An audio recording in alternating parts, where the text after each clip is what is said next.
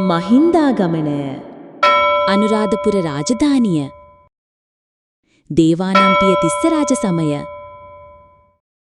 ගිම්හාන කාලයේ එළඹීමත් සමග අනුරාධපුරයේ ජනී ජනයා ඉතාමත් ප්‍රීතියෙන් නටමින් ගයමින් රිසීසේ වීථි සරමින් ජීවිතය ගෙවන්නට වූහ. මාගේ රාජ්‍යයේ වැසියන් ප්‍රීතියෙන් නටමින් ගයමින් වීථි සැරිසරනවා. එය මට මහත් ප්‍රීතියක්.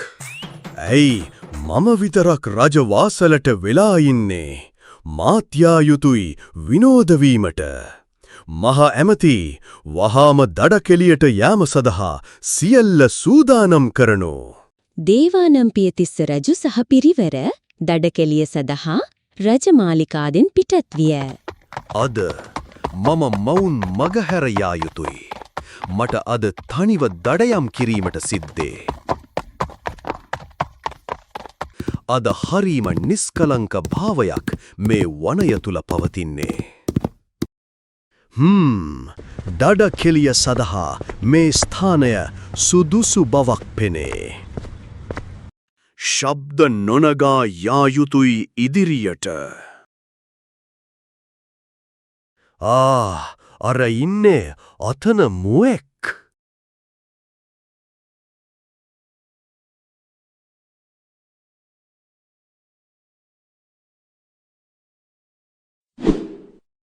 ෂා වැරදුනා කවදාකවත් නැතුව.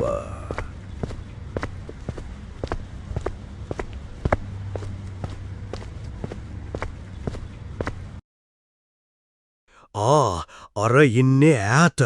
මෙවර නම් නිසි ලෙස ඉලක්කය ගත යුතුයි.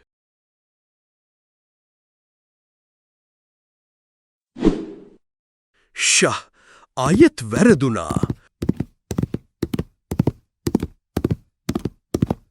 කොහේ පැනගත්තාද මූ?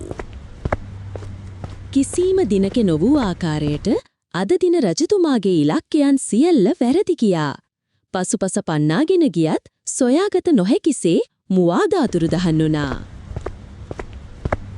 රජතුමා මුවා සොයා වනයේ ඇවිදින අතරේ කවුරුන් හෝ රජතුමාගේ නමින්ම අමතනු රජතුමාට ඇහුණා. තිස්ස කවුද? මාගේ නමින් මා ඇමතීමට සමත් පුද්ගලයා මේ දෙරණේ? සමනාමයන් මහරාජ ධම්මරාජස්ස ශාවකා තමේව අනුකම්පාය ජම්බුදීපා ඉදාගතා. ඒ මොකක්ද? ඒ ශ්ලෝකයක් කියනවා වගේ ඇහෙන්නේ. මහරාජ අප සර්වඥයන් වහන්සේගේ ශ්‍රාවකයන් වූ ශ්‍රමණයන් වහන්සේලා වන්නෙමු. ඔබට අනුකම්පාව පිණිසම ජම්බුද්වීපයේ සිට වැඩම කළෙමු. ස්වාමිනී, මේ ආකාරයේ තවත් ශ්‍රමණ වහන්සේලා ජම්බුද්වීපයේ සිටීද? සිටී මහරාජ. මහරාජ මේ ගහකොළ සතා සීපාවන්ට හානියක් කිරීමට ඔබට අයිතියක් නැත. ඔබ මේ භූමියේ හිමිකරුවා නොවූ භාරකාරයයි. ස්වාමිනී, කුමකින්ද ඔබ වහන්සේලා වැඩියේ?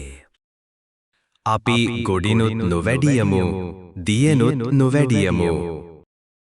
ඉන්පසු එම ස්වාමින් වහන්සේලා රජතුමාගෙන් ප්‍රශ්න ඇසීමට පටන් ගත්තා. මහරාජ මේ ගසේ නම කුමක්ද? ස්වාමිනී, මේ අඹ ගසකි. මහරාජ මේ අඹගස හැර වෙනත් අඹගස් තිබේද? තව බොහෝ අඹගස් ඇත ස්වාමීනී. මේ අඹගසත් ඒ අඹගසුත් හැර වෙනත් ගස් තිබේද? ඔව් ස්වාමීනී, තව බොහෝ ගස් ඇත. ඒත් ඒවා අඹගස් නොවේ. ඒ අඹගසුත් අඹ නොවන ගසුත් හැර වෙනත් අඹගස් තිබේද?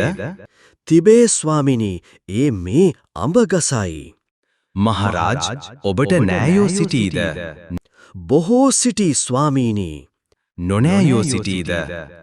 එසේය ස්වාමීනී, නොනෑයොත් සිටී. ඒ නයොත් නොනෑයොත් ඇර තවත් අය සිටීද? සිටී ස්වාමිනී, ඒ මම වෙමි. මහරාජ ඔබ බොහෝ නුවණ ඇත්තෙක් සේ පෙනේ. ඔබට අපි මේ උතුම් වූ දර්ශනය දායාද කරන්නමු. බුද්ධං සරණං ගච්ඡාමි ධම්මං සරණං ගච්ඡාමි සංඝං සරණං ගච්ඡාමි. ඒ අවස්ථාවේදී දේවානම්පියතිස්ස රජතුමා බුද්ධ ධර්මය වැළඳගත්තා. ඉන්පසු මුළු මහත් ශ්‍රී ලංකාවම බෞද්ධ රාජ්‍යයක් බවට පත් වුණා. හායි මගේ යාළුවනේ, අපේ channel එක subscribe කරලා bell button එකත් click කරලා like එකකුත් දාලා share කරන්න හොදේ.